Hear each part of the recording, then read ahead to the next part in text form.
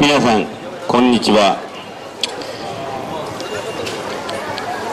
この度第24回参議院議員選挙東京都選挙区から立候補させていただきました柳沢秀俊と申します。今日はもう真夏と言ってもいいほどのお天気でございます。汗ばむどころか熱中症になるのを非常に心配しております。どうか皆さん、食塩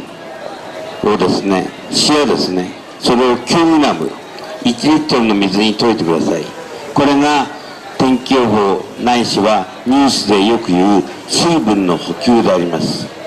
これほど分かりやすいことはないんで、水分というのは一体どういうものかを聞かれることがありますけれども、人間の体液、血液とかですね、唾液、汗と同じ濃さのものを言います。簡単に言うと生理食塩水でございますが、これは1リットルの水を用意していただき、そこにですね9グラムのお塩を混ぜていただくと、あと少量のお砂糖を入れていただけば、要するにポカリスエットないしはアクエリアスないしは OS1 と全く同じものが出来上がり、しかも安価であります。どうかお水をですねだけじゃない、お水を飲むとかえって熱中症になりやすいという事実、これではダメです。必ずですね、お塩を入れてください。塩です。それからカリウムも大事なんで、できましたらバナナをですね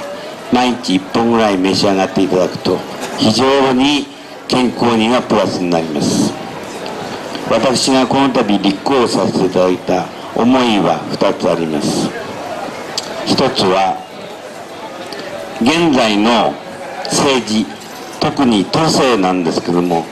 非常にみっともない。今月ですね、都知事選挙も行われようとしております。相変わらずの手たらくであります。誰がやっても同じという雰囲気が出ております。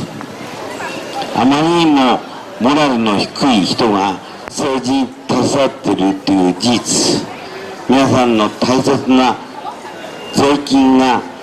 ああいう人たちにいとも簡単に使われているような事実、これをほっとくわけにはいきません。どうか皆さんの手で政治は変えられていく。誰がなっても同じという考え方をぜひ改めてほしい。誰がなっても同じというんじゃなくて、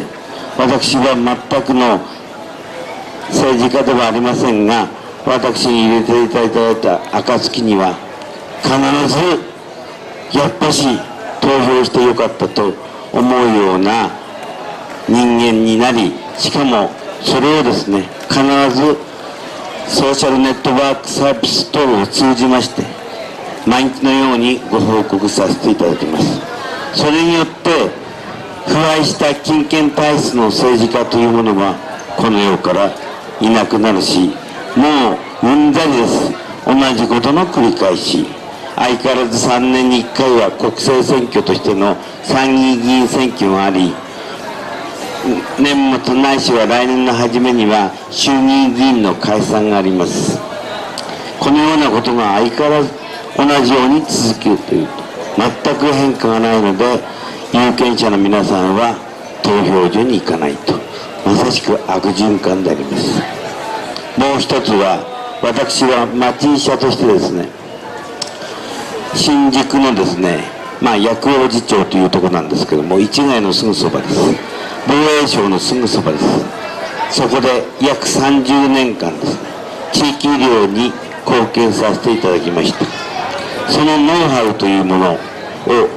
都民の皆さん、あるいは地域住民の皆さんに還元させていただきたい。まさしく鶴の恩返しです。この2つの思いを持って切羽詰まった感じです。皆さん、政見放送とかですね、あるいは、街頭演説、あるいは、掲示板に貼られているポスター等をご覧になって、今回立候補されている31人、の方のスローガンというのをお聞きと思いますけども、どうでしょう。どれ一つをとって具体性がない、フォーカスが見えない、特にですね、ご人の方、6年前に合格された人と言ってること、一体あの人たちは6年間何をやってきたんでしょうか。その報告もありません。あまりにも寂しいではありませんか。私のスローガンは極めて単純です。3本です。1つ、保育士、あるいは介護保険制度の中で行われている介護のお仕事をされている介護士の時給日当があまりにも低すぎます。現在のコンビニエンスストアのですね、時給が900いくら、夜間ですと1000円を超えます。しかし2つの職業に関しては700いくら、よくても800いくらです。私はこの事実を知ってあまりにも悲惨であるという感じがします。これでは皆様方の大切なお子様をですね、保育園に預けるっても決していい効果は出ないし、お年寄りがですね、散々働いた余生を素晴らしい余生として生きていくということに対しての十分なサービスもできません。このような観点からですね、私が当選した暁にはすぐ行動に移します。まず保育士、介護士のお給料、お手当を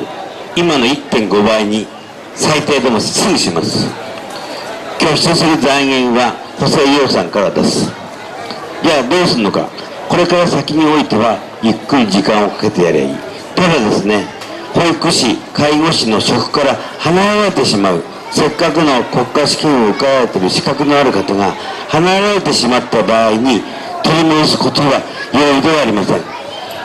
今やめないでほしいです。その代わり1週間ないしは10日以内に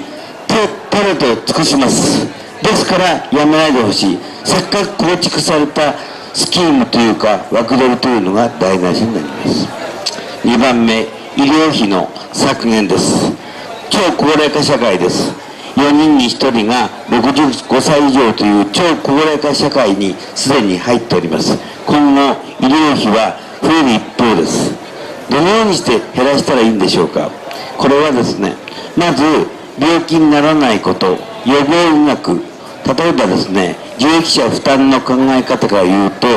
サプリメントとかですね、いわゆる健康補助食品とか、あるいは生活習慣の改善とか、そういうことでかなりの医療費は削減できます。そこからもっと真剣にですね、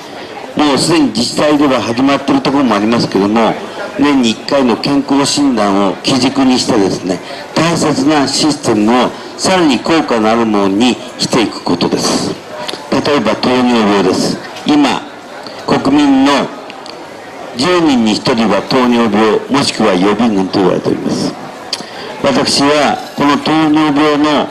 怖さっていうのを嫌というほど知っています。三大合併症は皆さんもご存知の通りですが、そんなにひどい糖尿病じゃなくても大血管イベントといって脳梗塞あるいは心筋梗塞で若くして命を落とされる、あるいは助かったとしてもですね、毎日動けないような状態の方をやっとほど見ております。あまりにもかわいそうだし恐怖におののいている。近代医学、特に日本みたいにですね、超最先端の医療国家としてもいまだに対応できないという事実、これを何とかしなければいけないと。私は30年間糖尿病を徹底的に検討してきました。光は見えております。今最先端の治療ではすでにもう規制することはなくなっています。うちのクリニックに来ていただいたらびっくりします。3月から新しい治療法を始めました。それは国民健康保険の中で決して高くはありません。だけども運動療法とか食事療法も全くいりません。糖尿病が悪化する要因はストレスです。ストレス以外の何もでもないんです。それから3番目です。今の九州ではですね、梅雨前線によってですね、大土砂災害が繰り返したり起こっております。昨今のニュースを見ると心痛ましいものがあります。このような状況を防ぐ約20年間の間に大きな地震が5回も起こっております。